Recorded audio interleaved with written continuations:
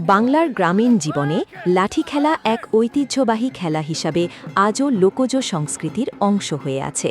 এটি শুধু বিনোদনের খেলা নয়, বরং আত্মরক্ষার কৌশল হিসাবেও এর ব্যবহার ছিল সুদীর্ঘকাল ধরে। বিশেষ করে গ্রাম বাংলার মানুষ নিজেদের নিরাপত্তা এবং শক্তি প্রদর্শনের জন্য লাঠি খেলাকে একসময় জীবনের অপরিহার্য অংশ হিসাবে নিয়েছিল। লাঠি খেলার জন্য সাধারণত বাঁশের শক্ত ও মসৃণ লাঠি ব্যবহার করা হয়।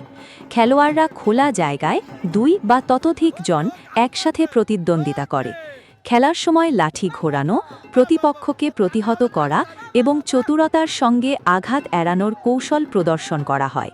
তাতে শুধু শক্তি নয়, কৌশল, ধৈর্য ও মনোযোগেরও পরীক্ষা হয়।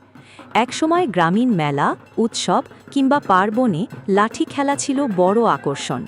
গ্রামের প্রবীণরা এ খেলা আয়োজনে নেতৃত্ব দিতেন, আর তরুণরা উৎসাহভরে অংশগ্রহণ করত।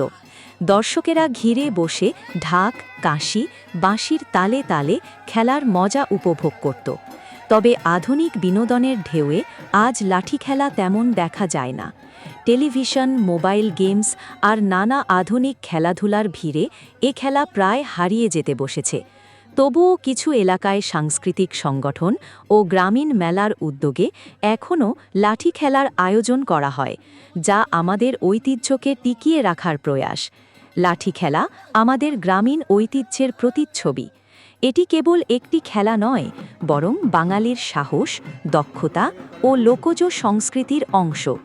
তাই ভবিষ্যৎ প্রজন্মের কাছে এই খেলাকে পৌঁছে দেওয়া এবং সংরক্ষণ করা আমাদের সকলের দায়িত্ব।